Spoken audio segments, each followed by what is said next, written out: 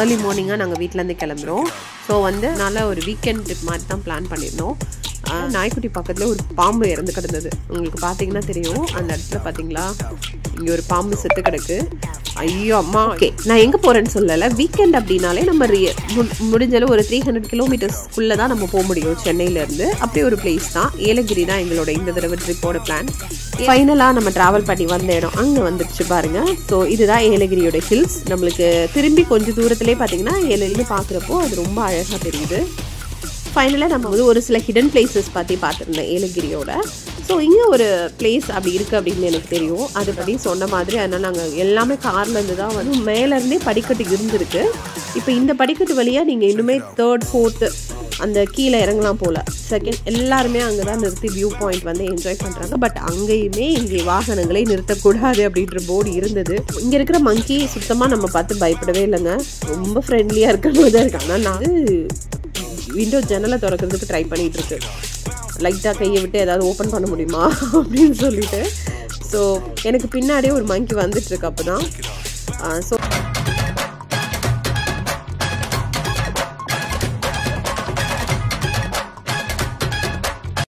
Hey all, எல்லோரும் எப்படி இருக்கீங்க? Welcome back to our channel. ரொம்ப நாளைக்கு அப்புறம் ஒரு ட்ராவல் வீடியோ பார்க்க போகிறோம். இது வந்து காலையில் மார்னிங் ஒரு 4:30 அந்த மாதிரி ஏர்லி மார்னிங்காக நாங்கள் வீட்டிலேருந்து கிளம்புறோம்.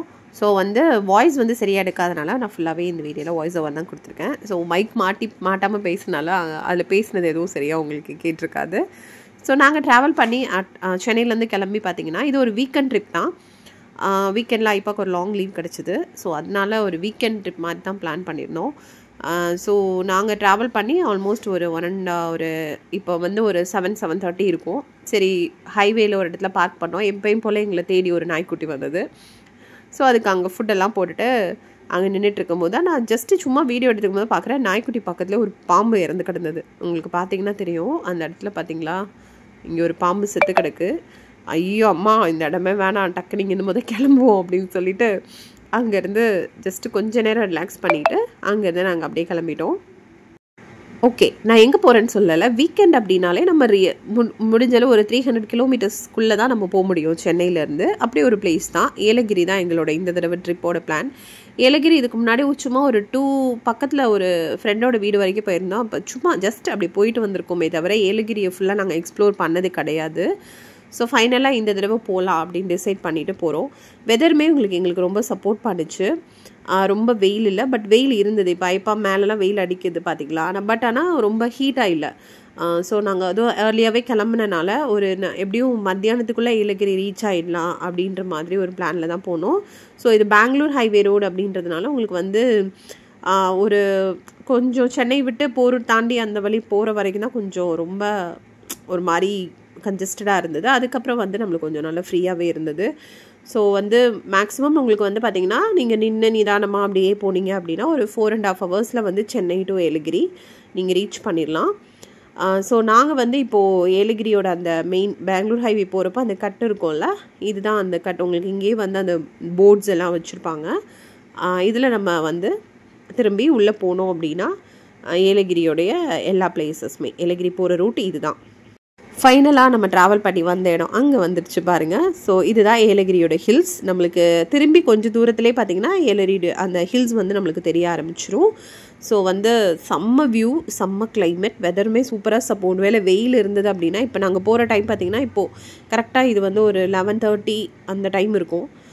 11:30 இருக்கும். இடையில வந்து நாங்கள் பிரேக்ஃபாஸ்ட்டுக்கு வேறு சாப்பிட்றதுக்கு நிறுத்தியிருந்தோம். 2 இடத்துல டீ குடித்தோம். ஸோ ஒரு 11:30 ஆகிடுச்சு.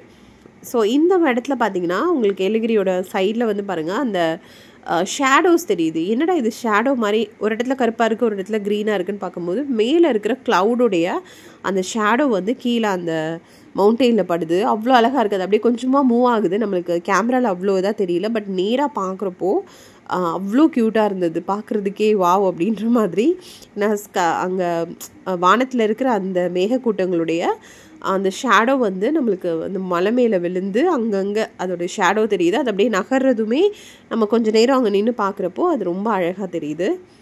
ஃபைனலாக நம்ம வந்து இது ஹில்ஸ் ஏற ஆரம்பிச்சிடும். டோட்டலாக வந்து 14 ஹேர்பின் பென்ஸ் இருக்குது ஏலகிரி. நாங்கள் நிறைய ஹில்ஸ் போயிருக்கோம். ஏலகிரியோட ஹில்ஸ் வந்து பார்த்திங்கன்னா உங்களுக்கு ரோடு கொஞ்சம் சின்னதாக இருக்கிற மாதிரி தான் எனக்கு தோணுது. பட் ரொம்ப சேஃப்டியாக தான் பண்ணியிருக்காங்க. ரோடு மட்டும் கொஞ்சம் உங்களுக்கு பெருசாக பார்க்கிங்லாம் நீங்கள் எங்கேயும் நின்று இறங்கி பண்ண முடியாது. இன்னொரு விஷயம், அங்கே நிறைய மங்கீஸ் இருக்குது. எங்கே நீங்கள் நிறுத்தினாலும் மங்கீஸ் இமீடியட்டாக உங்களை சுற்றிடுவாங்க. ஸோ அவ்வளோ மங்கீஸ் இருக்காங்க. எங்கேயும் நிறுத்தக்கூடாது அப்படின்ற மாதிரி போர்ட்ஸ் நிறையாவே வச்சுருக்காங்க. ஏன்னா ரோடுமே ரொம்ப சின்ன ரோடு, நீங்கள் எங்கேயாவது நிறுத்தினாலும் கண்டிப்பாக டிராஃபிக் ஆகிடும். ஸோ அந்த மாதிரி நிறுத்துறதுக்கான ஸ்பேஸ் வந்து உங்களுக்கு எங்கேயுமே கிடையாது. நான் ஒரு வீடியோவில் பார்க்கும்போது ஒரு சில ஹிடன் பிளேசஸ் பார்த்துருந்தேன் ஏலகிரியோட. ஸோ இங்கே ஒரு பிளேஸ் அப்படி இருக்குது அப்படின்னு எனக்கு தெரியும். அதை வந்து தான் பார்க்க போகிறோம். அது மட்டும் இல்லை, இங்கே வந்து பார்த்திங்கன்னா கொஞ்சம் ஒரு ஃபோர்த் ஹேர்பின் பெண்டெல்லாம் நீங்கள் தாண்டிட்டீங்க அப்படின்னா உங்களுக்கு வியூஸ் வந்து பார்த்திங்கன்னா சூப்பராக இருக்கும். நல்லாவே உங்களுக்கு வந்து உங்களால் மேலேருந்து கீழே இருக்கிற சிட்டியோட வியூ வந்து பார்க்க முடியும். இங்கே எங்கேயுமே நிறுத்த முடியாது, நான் ஆல்ரெடி சொன்ன மாதிரி. அதனால் நாங்கள் எல்லாமே கார்லேருந்து தான் வந்து மேக்ஸிமம் வீடியோ எடுக்கிற மாதிரி இருந்தது. ஏன்னா பிளேஸே இல்லை, சும்மா லைட்டாக நம்ம காரை நிறுத்திட்டு இறங்கலாம் அப்படின்னு பார்த்தா கூட இல்லை. ஸோ இப்போ இது வந்து 7th ஹேர்பின் பெண்ட் ஆனோடனே இந்த ஒரு குட்டி கோயில் ஒன்று வரும். இங்கே தான் அந்த ஒரு ஹிடன் பிளேஸ் இருக்குது. இது வந்து அந்த 6th to 7th நீங்கள் போனோடனே இந்த ஹேர்பின் பெண்டில் இருக்கும். கொஞ்சம் தூரம் போனோடனே வரும் ஒரு ஆரஞ்சு கலர் பில்டிங். இது சைடில் ஒரு படிக்கட்டு தெரியும். இந்த படிக்கட்டு பார்த்திங்கன்னா முந்தையெல்லாம் அந்த காலத்தில், அதாவது ஒரு 15-20 இயர்ஸ்க்கு முன்னாடின்னு சொல்கிறாங்க, ரொம்ப வருஷத்துக்கு முன்னாடி வந்து இது வழியாக இறங்கியே கீழே போவாங்களாம். இதுக்கு மேலே இருக்கிற இன்னும் மேலேருந்தே படிக்கட்டு இருந்திருக்கு. இப்போ இந்த படிக்கட்டு வழியாக நீங்கள் இன்னுமே 3rd 4th அந்த கீழே இறங்கலாம் போல், 2nd ஹேர்பின் பெண்ட் வரைக்கும் இறங்கலாம் போல் காட்டு வழியாக. ஸோ அந்த மாதிரி ஒரு படிக்கட்டுகள் கீழே வரைக்கும் போயிட்டே இருக்குது. நம்ம இறங்கி போக முடியாது, பட் இருந்தாலும் நான் சொல்கிறேன். இதுக்கு மேலே இருந்ததுன்னா ரோடு போடுறப்ப அது இதாகிடுச்சு. இங்கே இந்த ரெட் ஃப்ளவர் தாங்க ரொம்ப அழகாக இருந்தது. அங்கங்கே இடையில இந்த ரெட் ஃப்ளவர் ட்ரீஸ் இருக்குது. இந்த ட்ரீயோட பேர் என்னன்னு எனக்கு தெரியல, பட் அவ்வளோ பியூட்டிஃபுல்லாக இருந்தது பார்க்குறதுக்கே. ஃபுல்லாக க்ரீனில் அந்த ரெட் ஃப்ளவர்ஸ் வந்து ரொம்ப அழகாக இருந்தது. ஃபைனலி எங்களுக்கு ஒரு பிளேஸ் கிடச்சிது.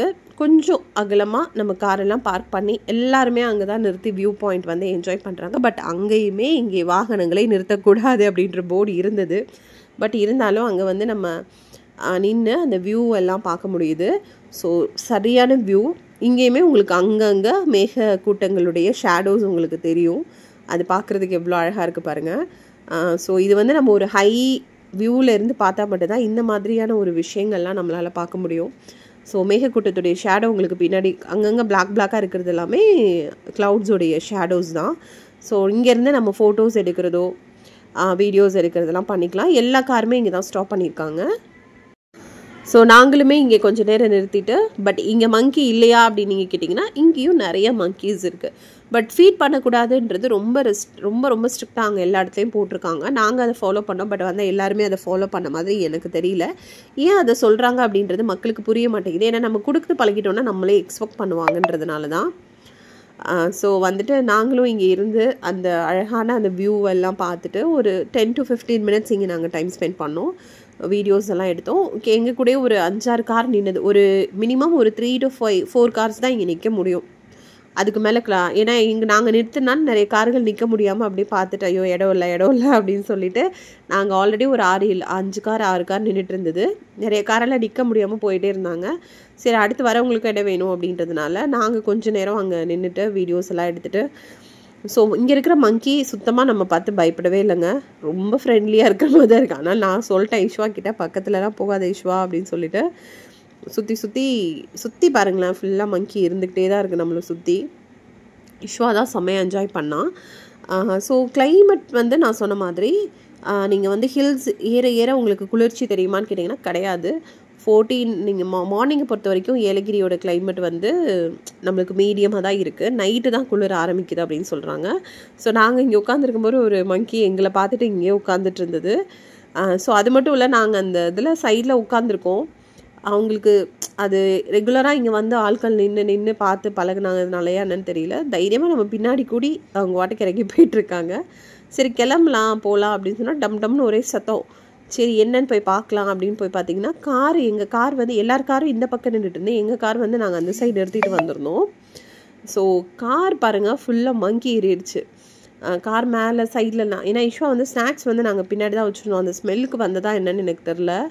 ஐயோ என்னடா கார் மேலே ஃபுல்லாக மங்கி நிற்குது. நான் போகிறப்ப ஆக்சுவலி 4-5 நின்றுட்டு இருந்தது. நாங்கள் வரதை பார்த்துட்டு எல்லாம் அப்படியே தவிட்டாங்க.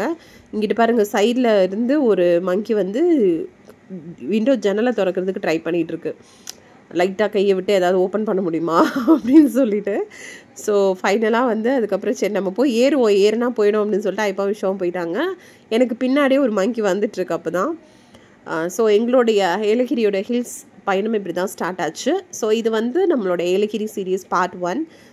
ஃபைனலாக நாங்கள் ஏலகிரி ரீச் ஆகிட்டோம். நாங்கள் எங்கே ஸ்டே பண்ணோம், ஏலகிரியில் என்னென்னலாம் நாங்கள் எக்ஸ்ப்ளோர் பண்ணோம் அப்படின்றத இந்த வீக்கெண்ட்லன்றதை அடுத்தடுத்த வீடியோவில் பார்க்கலாம். வெயிட் பண்ணுங்கள். மறக்காமல் சப்ஸ்கிரைப் பண்ணி லைக் பண்ணிவிடுங்க.